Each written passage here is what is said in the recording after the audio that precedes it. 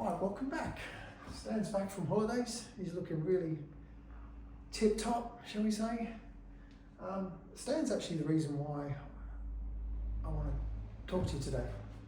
Because Stan doesn't say much, he doesn't talk much, he's just present. And that's actually what this painting is called, Presence. Because this painting actually spoke to me, literally. And I used to think anyone who said things like that was a raving lunatic.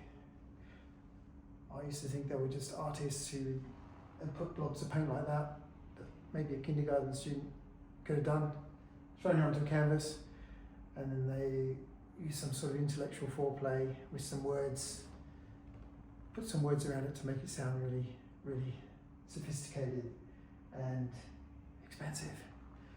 So, but really when you experience it, it's actually quite profound. So what this painting did for me was I started to paint this line that you can see I've covered up. I was trying to hit the golden ratio lines on the canvas to see the gravity when something is placed on that line, to see what it looked like. So, and I stuffed it up. So I started to cover it up in layers of white and different layers. And I put the line, this one, in the right place. And as I was doing that, I realised that this line here, this old line that I tried to cover up, is like ourselves in our own lives. We're programmed with a whole lot of stuff. Yeah, as a boy, you might be programmed not to cry, or be brave, or toughen up. Lots and lots of different things in here. Maybe you're smart, maybe you're not smart, maybe you're good looking, maybe you're not good looking, maybe you're a fast runner, maybe you're a slow runner. All these things have been programmed. And as we get older, if we're lucky enough, some of us realise it when we're really young, which is really good. We start to think, screw that, this is who I am, not this. I don't really want to go to uni and do that thing, that was just my mum and dad, or my grandfather, or whatever. This is who I am. So this is the 50-year-old man who's just coming out. It's not straight, I am, but the line on me is not straight. It's thicker in parts, thinner in others. So there's imperfections, there's stuff that I'm still learning. Obviously, we keep learning until we pop off this mortal coil, so to speak. Otherwise, what's the point, right? And then I realised, wow, what about if I drew a big blob here and called that present? I drew a little one up here called the future. Had the frame around the outside being the past, and everything in there is just consciousness, intelligence, whatever. And you've got these because really from the present moment, you access the past and the future. There's only one state, which is the present moment. So to think about the future, you have to do it from the present. Think about the past, you have to do it from the present as well. So here you see these lines coming out. Here's me in the present moment, going from this old state into this new state. I'm trying to imagine what the future could look like for me. Manifestation, one of those fluffy words. It's got this line coming out here.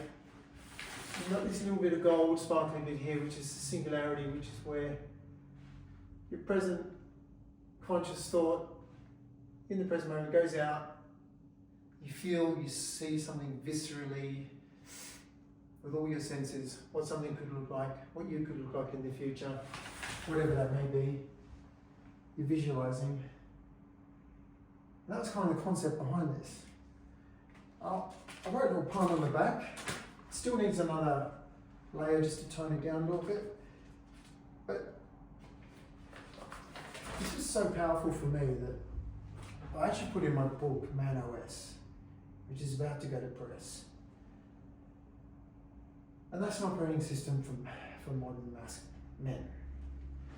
And the reason I put it in there is because it was a good metaphor for my life, and probably like a lot of our lives, where this is the mask we wear. We should be here. So this is what I wrote on the back, which says it a lot better than my fluffy words. I said, there were 2 lines. One, the code I was given. Be strong. Don't cry. Be a good boy. Fit the frame. Be quiet. The other line, I tried to draw for myself, but it was wrong.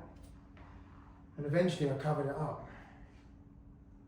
The painting spoke before I did. It told me, you can't erase what made you. Only stand beside it. Truer this time. The blue, the now. The yellow, the horizon we imagine. The cross, where belief pierces time. Every dream, every memory must pass through this one breath.